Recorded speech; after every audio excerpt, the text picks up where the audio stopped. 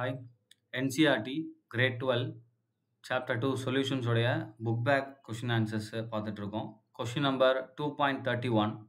The depression in freezing point of water observed for the same amount of acetic acid, trichloroacetic acid and trichloroacetic acid increases in the order given above.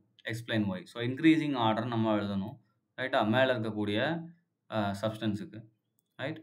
So depression in freezing point அப்படின்றது நமக்கு எதை பொறுத்து இருக்கும் அப்படின்னா already பார்த்துருப்போம். So இங்கே நம்ம ஐ factor அப்படின்னு ஒன்று கொண்டு வருவோம் லாஸ்ட்டாக. டிப்ரெஷன் ஃப்ரீசிங் பாயிண்ட் எல்லாமே பார்த்ததுக்கப்புறம் என்ன வரும், நமக்கு ஐ ஃபேக்டர் வரும். ஸோ இந்த ஐ ஃபேக்டர் அப்படின்றது யாரை பொறுத்து இருக்கும், டிகிரி ஆஃப் டிசோசியேஷன் இல்லையா. ஸோ எவ்வளவு பர்சன்டேஜ் வந்து அது டிசோசியேட் ஆகுது, கம்ப்ளீட்டாக ஆகுதா இல்லை நமக்கு வந்து பார்ஷியலாக இருக்கான்ற டிகிரி ஆஃப் டிசோசியேஷனை பொறுத்து நமக்கு என்ன ஆகும், இந்த வேல்யூ டிசைட் பண்ணுவோம். இப்போ இந்த 3 ஆசிட் கொடுத்துருக்காங்க இல்லையா, அது 3க்கும் நம்ம டிகிரி ஆஃப் டிசோசியேஷன் பார்க்க போகிறோம். ஸோ என்னென்ன கொடுத்துருக்காங்க, CH3 COOH கொடுத்துருக்காங்க, அதே மாதிரி CCl3 COOH கொடுத்துருக்காங்க, அடுத்து பார்த்தீங்கன்னா CF3 COOH கொடுத்துருக்காங்க. ஸோ இது 3க்கும் நம்ம டிகிரி ஆஃப் டிசோசியேஷன் பார்க்கணும் ரைட். ஸோ அப்போ இங்கே டிசோசியேஷன் நமக்கு என்ன நடக்கணும், இதிலேருந்து எல்லாத்துலேயும் நமக்கு என்ன ஆகணும், இந்த H+ நமக்கு ரிமூவ் ஆகி வெளியே போகணும், அதுதான் டிகிரி ஆஃப் டிசோசியேஷன்.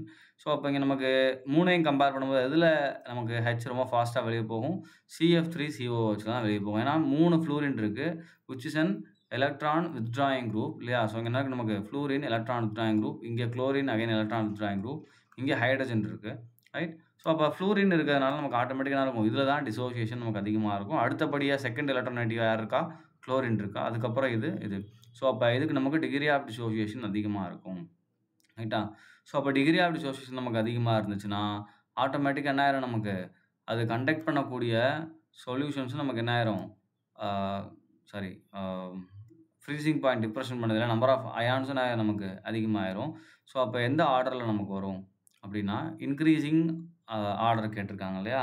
ஸோ அப்போ இருக்கிற அசிட்டிக் ஆசிட் தான் கம்மியாக இருக்கும், அதுக்கப்புறம் இதுக்கு அதிகமாக இருக்கும், லாஸ்ட்டாக நமக்கு ட்ரைஃப்ளூரோஅசிட்டிக் ஆசிட் தான் இருக்கிறது ரொம்ப அதிகமாக இருக்கும் நமக்கு ரைட்.